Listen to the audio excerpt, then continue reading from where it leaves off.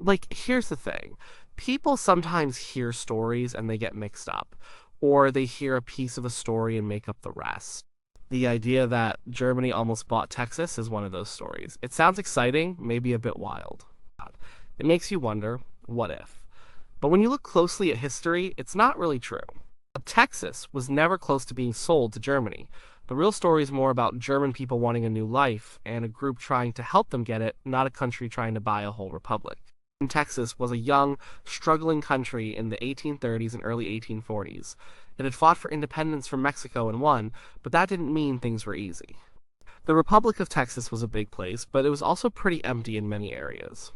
It had money problems like most new countries, and Mexico still saw Texas as a rebel province, not a real nation. So, Texas felt vulnerable. It needed friends, it needed money, it needed to be recognized by other powerful countries to feel safe. The United States was always right there, watching. Many Americans wanted Texas to join the US. This idea was called manifest destiny, a belief that America should stretch across the continent.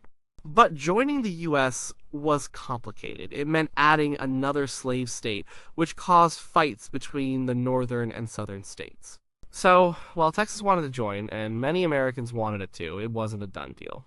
Because of this uncertainty, Texas looked elsewhere for support. It looked to Europe. Britain and France were the big players then. They had their own reasons to be interested in Texas. Britain especially liked the idea of an independent Texas. Why? Well, it could stop the US from getting too powerful. A strong, independent Texas could be a good trading partner for cotton, which British factories needed a lot of. And if Texas stayed independent, it might even limit slavery, which Britain opposed. So, British diplomats talked a lot with Texas officials. They offered financial help and diplomatic support. They didn't want the US to get bigger. France also had some interest, not as much as Britain, but they saw potential trade and maybe a way to have some influence in the Americas. So, Texas had options, or at least it tried to create options. It played these big countries against each other.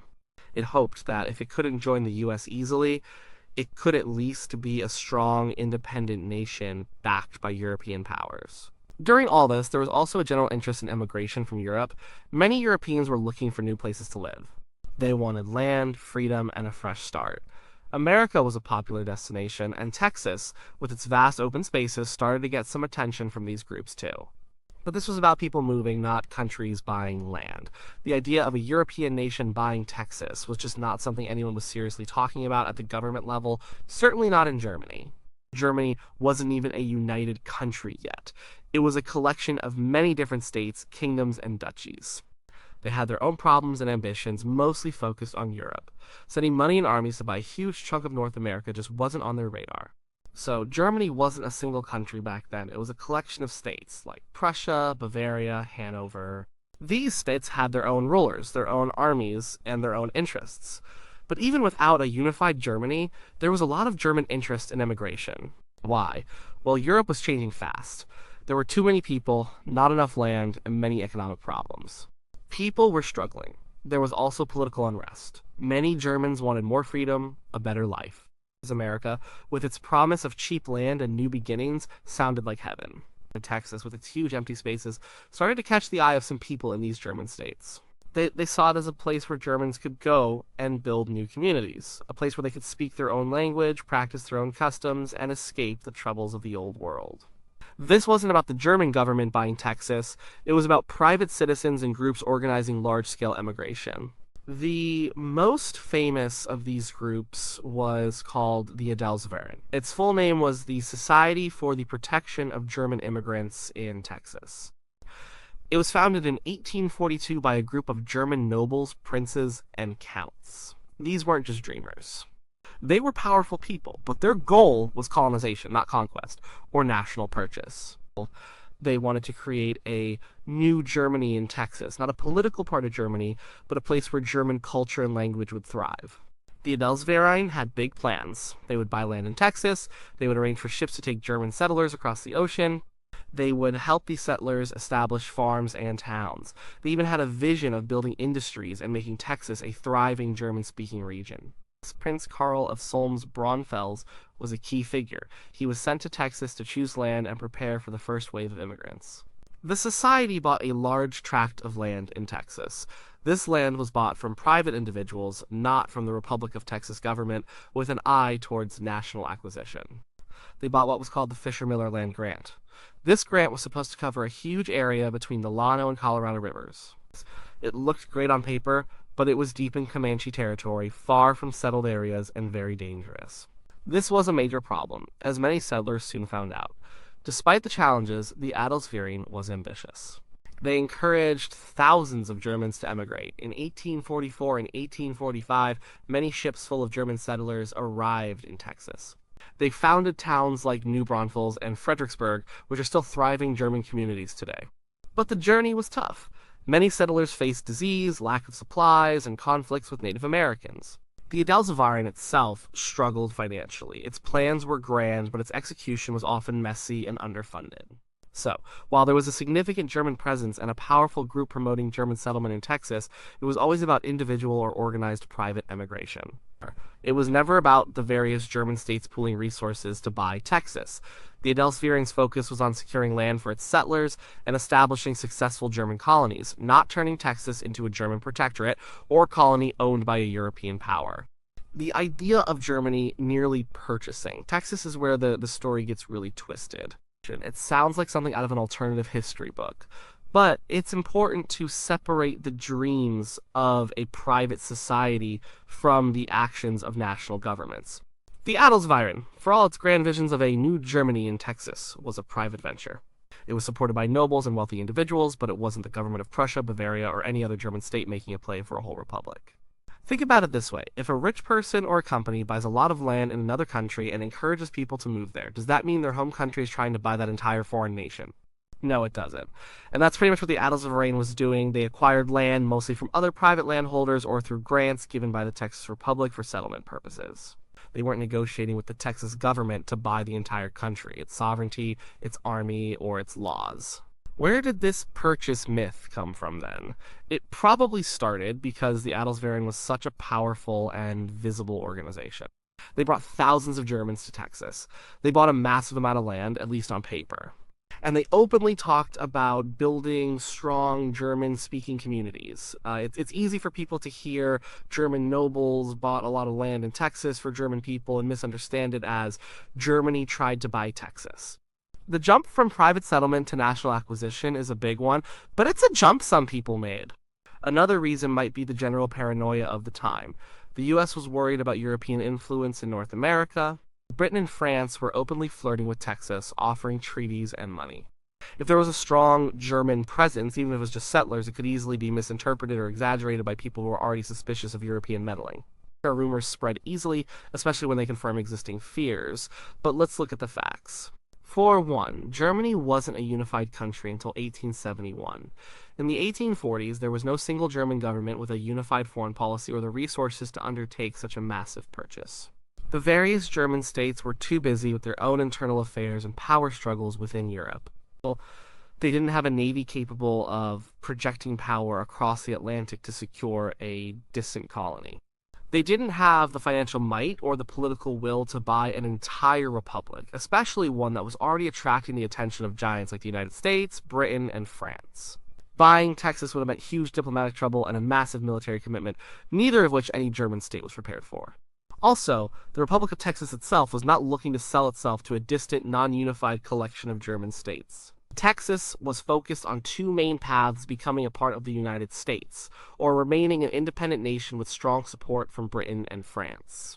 Selling itself to a German entity wasn't on its list of options. It didn't make strategic sense. German states were far away, and their interest was in emigration, not in becoming a political patron or military ally.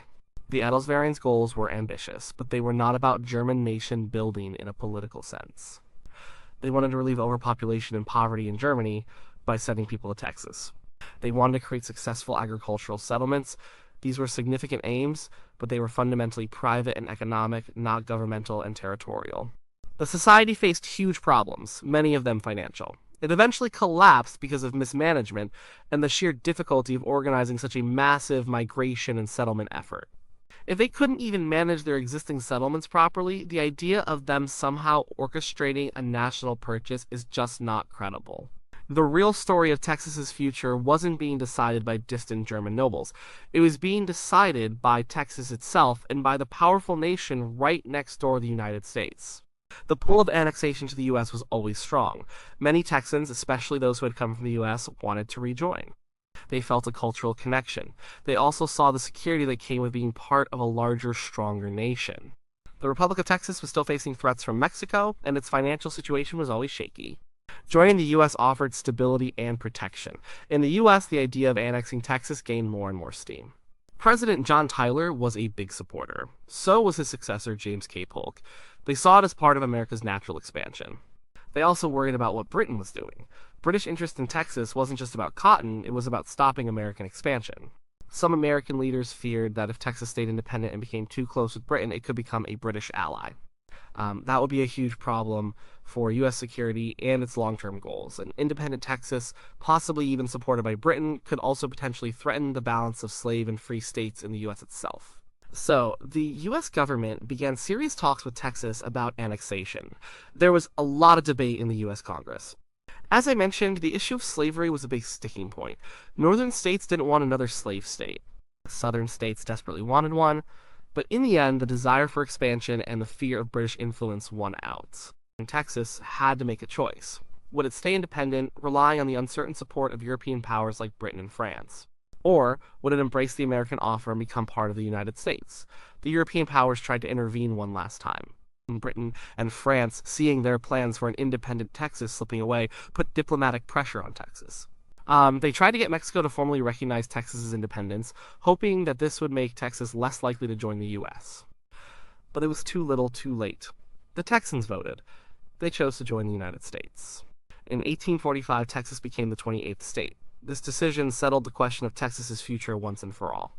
It definitively ended any lingering possibility of Texas becoming a British protectorate, a French ally, or, most definitely, a German colony or a territory bought by German states. After annexation, the Adelsverein and other German immigration efforts continued. Germans still wanted to move to Texas, and the society still helped them, but the context was completely different. They were now settling in an American state, not an independent republic. The idea of creating a new Germany, in a political sense, was gone. It became about cultural preservation within the larger American identity. The German communities in Texas continued to thrive.